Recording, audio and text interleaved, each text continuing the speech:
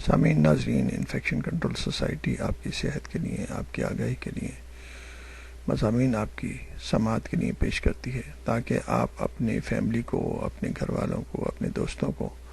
ان مسائل سے بچا سکیں جو کہ وقتاً فوقتاً ہماری زندگی میں وارد ہو رہے ہیں۔ اس حوالے سے ڈاکٹر نواب آپ کی خدمت میں حاضر ہے اور ہم آپ کو ہیٹ اسٹروک کے بارے میں بتانا چاہیں گے۔ اللہ تعالیٰ نے قدرتی طور پر انسانی جسم میں درجہ حرارت کو کنٹرول کرنے کا نظام بنا رکھا ہے۔ انسان کے جلد کے مساموں سے پانی خارج کرتا ہے اور گرمی میں یہ اخراج زیادہ ہو جاتا ہے۔ اگر ہم پانی نہ پئیں اور زیادہ وقت گرمی میں رہیں تو اس نظام میں بگاڑ آ جاتا ہے۔ انسان ہیٹ یا سن اسٹروک کا شکار ہو جاتا ہے۔ ہیٹ اور سن اسٹروک میں معمولی سا فرق ہے۔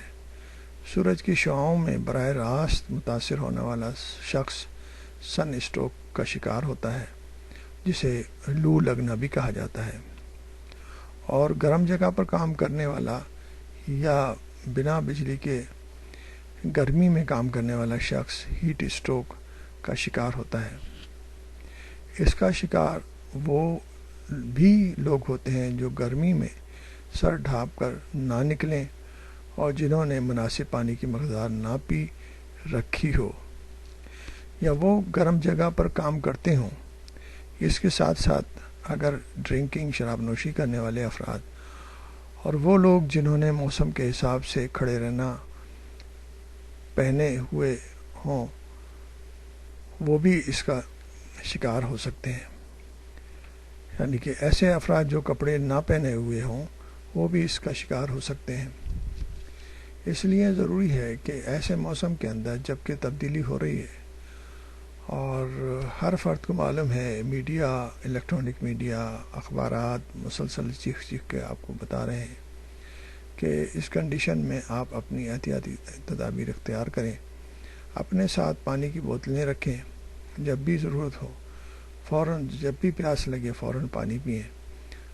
اس کے لیے ایک انتہائی اہم بات یہ ہے کہ آج کل جیسے رمضان کا مہینہ ہے تو اس میں بھی وہ افراد جو کہ مسلسل گرمی میں کام کرتے ہیں یا مسلسل سفر کرتے ہیں یا ان کو مجبوراً اپنے روزگار کے لیے باہر نکلتے ہیں، تو وہ افراد روزہ نہ رکھیں اور وہ اپنے روزے جو ہے اچھے مہینوں میں یا ٹھنڈے مہینوں میں پورے کر سکتے ہیں۔ اس کے لیے مولانا حضرات نے مسلسل احتیاطی تدابیر بتائی ہیں، اور اللہ تعالیٰ نے بھی اس بارے میں انسان کو ہدایت کی ہے کہ اگر جسم کے حالات ایسے ہیں جو آپ کی زندگی کے لیے خطرہ بن سکتے ہیں، اور انوائرمنٹ کے اور موسم کے حالات ایسے ہیں جو آپ کی زندگی کے لیے خطرہ بن سکتے ہیں، تو آپ روزوں کو دوسرے مہینوں میں منتقل کر سکتے ہیں اور وہ قضا کے طور پر رکھے جا سکتے ہیں۔ اس لیے انتہائی ضروری ہے کہ ان احتیاطی تدابیر کو اختیار کر کے آپ اپنی زندگی کو بچائیں، اپنی فیملی کو ان مسائل سے بچائیں جو کہ آج کل کے حالات میں، روزمرہ کے حالات میں لوگوں کو پیش آ رہے ہیں۔